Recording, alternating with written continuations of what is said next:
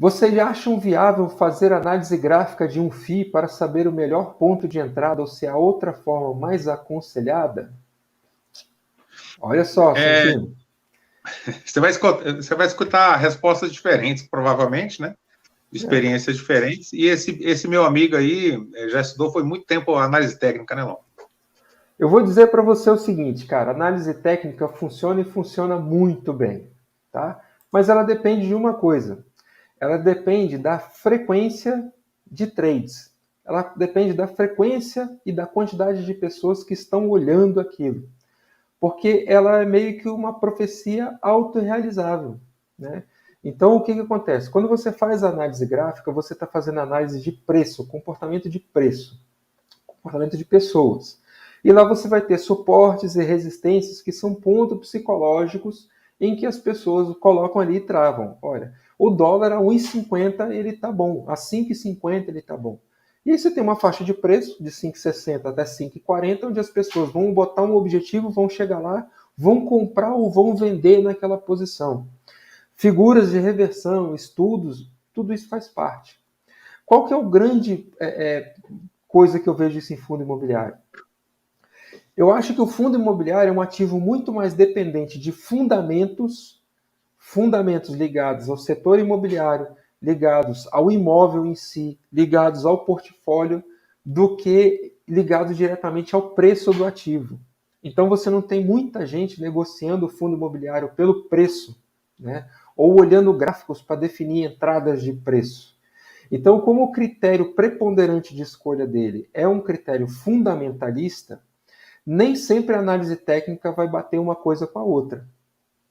Já em ações, como você tem muita gente fazendo trade, aliás, a porta de entrada da pessoa física na bolsa é o trade, é o estudo de gráficos, é a análise daquilo, as pessoas falam a mesma língua, elas terminam tomando as mesmas decisões.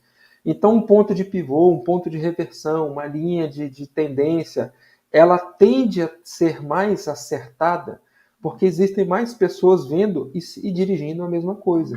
Então, é uma profecia autorrealizável. Eu utilizaria para fundo imobiliário? Não. Tem quem usa? Tem. Tem o colega aí, o Rony, né, usou durante muito tempo, falou sobre análise técnica em fundo imobiliário durante muito tempo. Em uma escala de maior tempo gráfico, talvez ele faça algum sentido, né?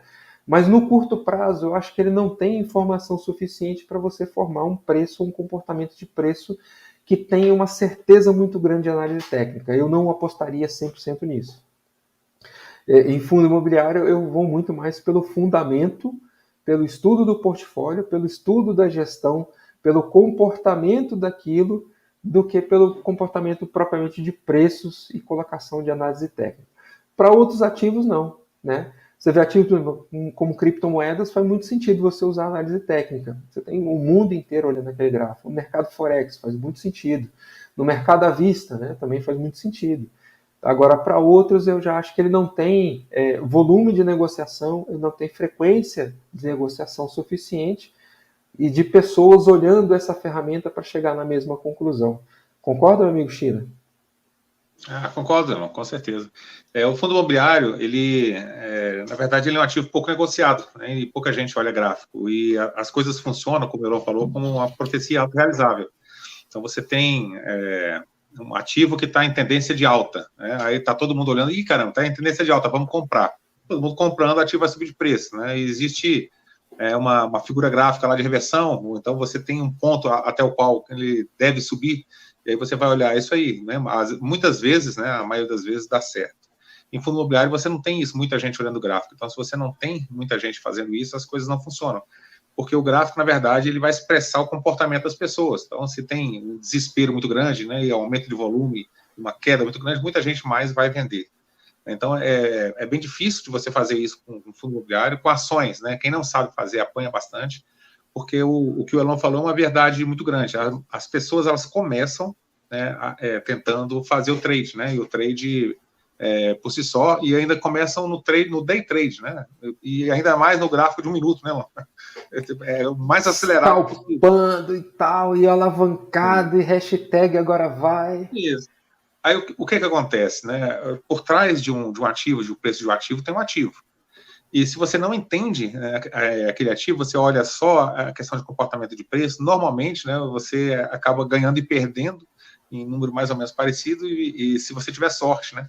Então, tem algumas reportagens sobre isso, falando sobre o mercado, né, de mini índice, que a maioria das pessoas perderam, né, muito pouca gente ganhou, e quem ganhou não ganhou uma coisa tão efetiva, porque é muito difícil você definir comportamentos, e isso aí varia, né, bastante. Quando você vai para um determinado ativo, que você estuda muito ele, você fez uma análise fundamentalista, você conhece muito aquele ativo. Aí você sabe, você entende de volume, você entende, faz leitura de fita, qualquer outra coisa que faça parte da análise técnica, análise gráfica. Quando você começa a entender um pouco mais, e você sabe que aquele ativo vai fazer parte do seu portfólio, né, faz muito mais sentido você fazer trades ou coisas assim com ativos que você já sabe, né, o comportamento deles, né, com ativos mais líquidos, com ativos que são basicamente ações, né, ativos que têm mais volume de negociação, né? Então, o fundo imobiliário ele não tem esse viés, esse lado muito de trade. É mais complicado para você fazer, né, do que você fazendo isso com ações. Agora, conselho, né, para quem quiser fazer trade, faça depois, né? É como se fosse o carro. Então, assim, você começa aprendendo como é que é o ativo, o que é, como investir em bolsa, esse ativo aqui é bom, como é que é o fluxo de caixa, aquela coisa toda. Aí você está andando de carro 1.0. Aí você começa a entender um pouquinho melhor, você começa a fazer remuneração de carteira, fazer opções e tal, não sei o que, você está andando no carro 2.0. Aí depois você vai fazer trade, né? Mais lá na frente, depois você conhece bastante isso. Aí você tem algumas posições mais elaboradas, né, de opções ou de trades, e aí é lá para frente, né? Depois que você entende muito o comportamento disso, você já fez isso há muito tempo, não invertam o caminho, é como se você estivesse começando a dirigir, pegando um Fórmula 1 e acelerando ao máximo, em vez de você dirigir por um carro mais lento, né? Normalmente vai dar problema. Então, eu acho que existe cada coisa a seu tempo. Existe gente que nunca precisa chegar no trade, vai fazer, né, só o buy and hold ali, vai conseguir juntar os seus ativos, né, fazer um fluxo de caixa interessante, vai ser feliz para sempre. E tem gente que vai querer se arriscar nessa seara, né? Alguns vão se dar bem, outros vão se dar mal, né? E aí você retorna para o mais simples. Se você não conseguiu chegar no nível mais avançado, né, fazer o pós-doc lá em alguma coisa, você fica ali no mestrado, fica na graduação, você sabe que você vai ganhar dinheiro também com isso, e que isso aí lá no futuro vai fazer diferença para você. Não inventem de início coisas mais difíceis, né? Comecem pelo mais fácil, facilitem a própria vida de vocês.